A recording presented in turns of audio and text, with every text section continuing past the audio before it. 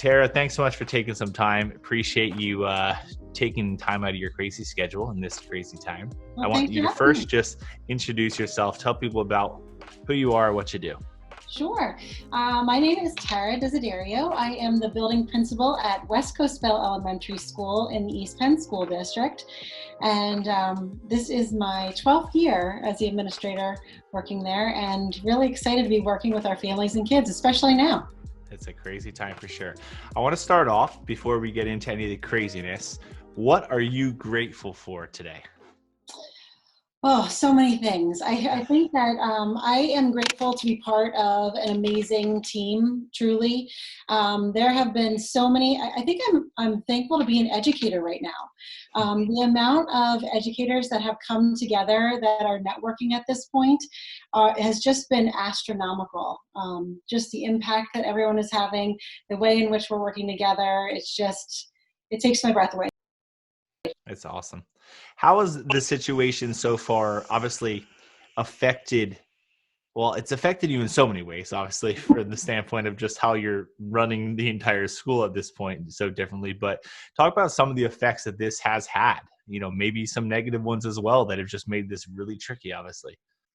Sure. There have been a lot of things that have been happening, but collaboration is definitely one that has been top on our list. We've been working daily with all of our teachers and our administrators. And the thing that I think that we've been working the hardest at is continuing to make those connections with our families. So during this last 2 weeks, our goal was not to push out any new information, was not to get kids making sure they were, quote, doing school at home. We really felt like our job right now is to make really, really strong bonds with our families and make sure that we are meeting them where they're at, making sure that they're safe and they have what they need, make sure that we connect them with resources if they don't have them, and make sure that truly they come up with a schedule that works for their family, because what we know is that every family works under a different structure, Mm-hmm. and we need to meet people where they're at and give people grace in this time. And what have been some of the challenges? Obviously, I know that from the challenge Um, of well, kids being home now when they yep, weren't, and now people are now teachers, and right. they never signed up for it. Yeah, exactly.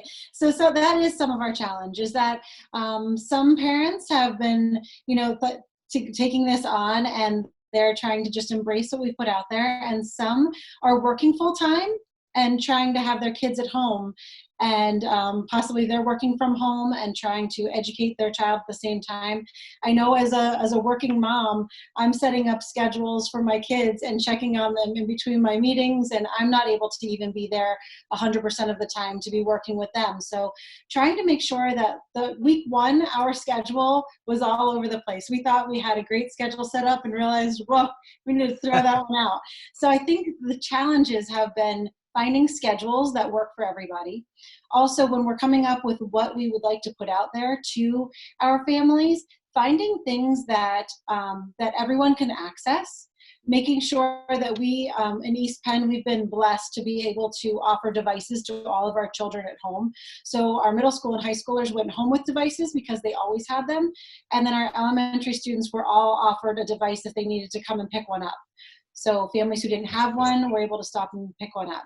So, but then you come to the other part of it, where does everybody have internet at home? Right. And the answer to that is no, obviously. So we worked with a lot of families. We have an amazing new tech director, and she has done a fabulous job working with our families and getting them internet, getting them Kajits, and just whatever they needed to actually be able to access what we're about to put out there in another week or so. That's awesome. Mm-hmm. So as a leader of a school and as of staff and of people, what does good leadership look like to you in crisis? You know what? I think it's just modeling what we would like to be happening. And Hmm. I really feel strongly that being there for our families and our teachers is the key component of all of this. So I've done a lot of meetings virtually like this Hmm. with our teachers, and just as a way to kind of have them be able to ask questions and answer things. And I know it puts my mind at ease when I know that they are calm about all of Hmm. this. So truly, I think just modeling what we would like to be happening, really giving out there the great messages about giving people grace and recognizing the fact that everybody is truly doing the absolute best they know how to do. So if we keep reminding ourselves that everyone's doing the best they can, Mm-hmm. it doesn't let us get into a place where we get upset or irritated with the way they're doing it, because they're doing it the best they know how. And so giving people a lot of grace, making sure we help people. But I think just modeling those great behaviors and keeping the lines of communication open and keep reminding people what is most important here. And always at the end of the day, it's kids first, always. So as long as our kids are safe and happy and healthy, that's what's at the forefront of our mind right now. So what are some changes that you've had to make? Like what is education in an elementary school right now look like? Well, I think it looks different across the country. I'm going to be honest. We've been talking to a lot of administrators across the country, and it does look different depending on the space that you're in. Mm-hmm. For us in East Penn, it does look like a work from home model. So Mm-hmm. it does look like e-learning and going on to devices and doing things. But it also looks like families working together. I think that this has been a time, and we've realized already in the short 2 weeks week and a half really, we've been off at this point, that I know it said it took me back to my childhood from like all of the jobs and responsibilities I had that I think in the hustle and bustle of things we've kind of gotten away from. So going back to helping kids understand what chores are and helping them understand where they fit in the family unit and how they can help throughout the day. Those things are just as important to us right now as our education is. So kind of setting up routines for kids at home in their home space, that's a definite big change. Helping them understand how they get onto different devices and utilize those things, setting timers for kids who need them on how long they need to be on there. But then also, like in between those, doing activities. I know we have built in like time to do puzzles and time to do, building and working together, collaborating. Chores are in there. So they are like setting up tables and doing things. We have some very good, what we call SEL lessons, social emotional lessons that are going out with all of our lesson planning. And in those, our kids will be working through how they work around their home and jobs that they could be doing, and kind of doing bingo boards that they'll complete those tasks. So setting up all of those things at home, and what we've done from the school setting is try to make everything, especially at the elementary level, as that we have some continuity from building to building. Everybody's offering the same exact programming for every single one of our subjects, yet realizing that different people are going to have different amounts of time to be on, to be completing this work.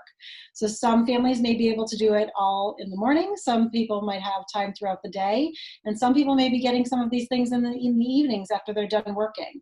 So again, it's meeting our families where they're at and making sure that we are giving kids what they need to keep moving forward so that they don't have huge gaps in their learning. That's awesome. So what are some amazing stories or things that have happened through this right now, like during this time? Because I'm sure Oh, you've heard tons of them. yeah, the connections that we've been making with families. I have been making calls home on the kids' birthdays and just get the kids, answering the phone and saying, "Wait, you're calling my house? Why are you calling my house?" Yeah, And yeah. I said, I'd be saying your name on the announcements every morning, and I'm not seeing you to say happy birthday. So, but as I'm talking to the kids, I'd say, "What are you doing right now? What's your favorite part of being home?" And so many of my kids come back to, "Oh, well, I was helping my mom do this," or "Right now I'm cutting sweet potatoes for dinner." And it's just so great to hear the things that they're doing. I'm always asking them, like, "What are you doing that you wouldn't have done while we were in school?" And Yeah. the family activities that are going on are fabulous. our teachers have been doing lunch bunches with our kids. And so they're doing some Zoom meetings or doing a Google Meet where they're actually hanging out with their kids and having lunch with them in big groups. The stories the kids are telling about, like, the time they have at home and the stories they're writing. They're doing a lot of flip grids back to us and telling us stories about things they're doing. So I think the amazing things are all the connections that we're making that kind of brought us back to why we do what we do. And it's all about the kids, and it's all about experience. And I've read so much lately that talks about, kids aren't going to remember like the education that we're providing them during this time. It's really about, they're going to walk away from this with the memories of what they did and who they did it with. And I think there's a lot of life lessons that are being taught right now. And it all comes back to connections. So the connections we're making and the impact we're having on everybody around us is huge. So Yeah, how are we the helping people experiences around us? are what people remember. Exactly. So even like, we're doing something, the Chalk the Walk outside. So like everybody's out for walks, which again is delightful to see. I know we can't really stop and talk to them, but seeing people walk around and look at the messages people are leaving on their sidewalks are amazing. I know in our neighborhood, we have a Find the Teddy Bear in your window, and we're putting teddy bears hidden in the front windows, and the kids can find them as they go by and point them out. But again, that's what they're going to remember. I remember walking through our development with mom or dad and saying, like, I found all the teddy bears. And I could see my 13-year-old was even out there drawing on our walk, just yesterday, and enjoying every minute of it. So again, you're not too old to do anything when it comes back to what are we doing as a family? Yeah, that's so cool. So can you think about a time, obviously this time is incredibly unique because there's just uncertainty that no one really knows of, but can you Mhm. think of a time in your life, looking all the way back to what got you to today, that you were going through something that was just so uncertain, so like, man, how am I ever going to get through this situation? And then looking back now, you realize, man, if it wasn't for that situation, I would never be at the spot where I'm at. Can you, putting you on the spot, think about It one of is, those experiences? you know what? The thing that I go back to in thinking about this is actually not too far back in my life. About I'll try to think of a few things for you, but about 4 years ago, my little guy was diagnosed with type 1 diabetes. And I think that when you have something that rocks your world, that really, like, when you're a planner and you have things going on, and, I feel like a lot of my life has gone the way I've thought it would go. And I've had ups and downs on things, but always being very resilient. But that is something that stops you dead in your tracks, and Mm-hmm. you don't know how to deal with it until people help you along the way. And Mm-hmm. it's something you learn from every single day. And I think living with him and living with his disability and his, our ability to adapt because of that, every day is a new day for us, and every minute is a new experience for us. And so when this happened, I think that I say that I constantly am growing with him daily, because he teaches me definitely how to pause and how to take a breath and how to accept things that are very unexpected. And I think that if I had not had that experience, this may be more of a shock to me. But having lived through his life with him over the last 4 years and embracing the opportunities that kind of are before us every day, Mm-hmm. I think that it's just brought me to a place that I'm just embracing it. And there are so many great things that are coming out of this. There are certainly so many things that we worry about, and we have to keep so many things in place, and we need to worry about all of our healthcare workers and people who are out there. But along with all of that, we can't help but recognize all of the good that people are doing in this, the way in which our communities are coming together, the way in which people are making masks for our workers left and right. You see Mm-hmm. so many donations being made and people working together. Just coming together as communities. I think that's the best part of this. But I think that had I not had that experience with my little guy, I don't know that I would have been as prepared for this. I don't think Mhm. anything can really prepare you for a situation like this. But Yeah, I mean, it's definitely, perspective, and it it's what is. I'm realizing with all these stories is there's different perspectives, and there's also people that are on the other side of the spectrum who don't have that perspective yet, that are going through obviously what is a very, very difficult time right now. Yeah, And what perspective or hope or positivity, or what keeps you smiling that can help other people that are going through what might, be one of the hardest times they've dealt with in a long time? absolutely.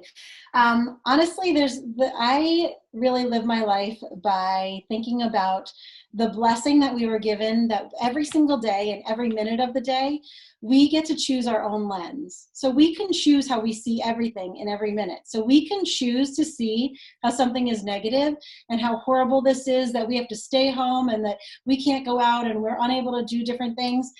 Or we can choose the lens of what's going on right before me? What am I being forced to see happen? What about the time that I get to spend with my kids that I never would have had before? What about this opportunity to make these relationships with our families that we never would have had before? The beauty of choosing your lens at any moment is just a gift that we can't just let go.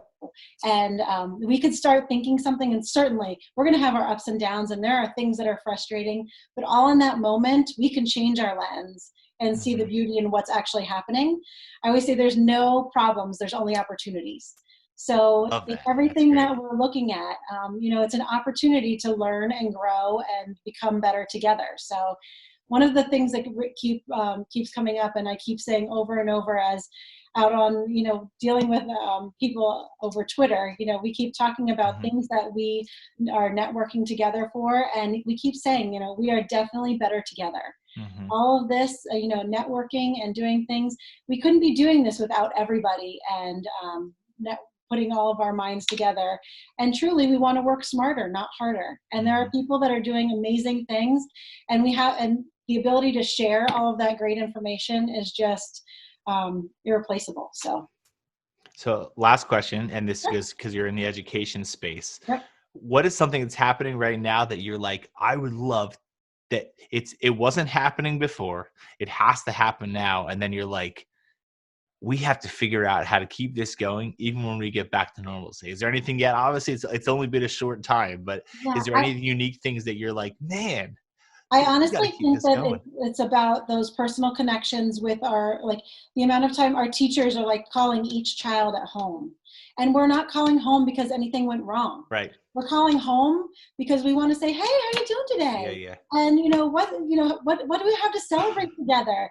And just see, I think that this has given us the opportunity to see the power of connections, the power of not being stuck behind a device and texting something to someone, because we're so quick in education to be like, how can I quickly get this out there to a parent? I can Yeah. quickly send you a dojo message and you're going to get it to your phone, you're going to be able to read that. But what is the power between having a voice call with someone, actually Hmm. picking up a phone and saying, hey, Mr. McKenna, how are you doing today?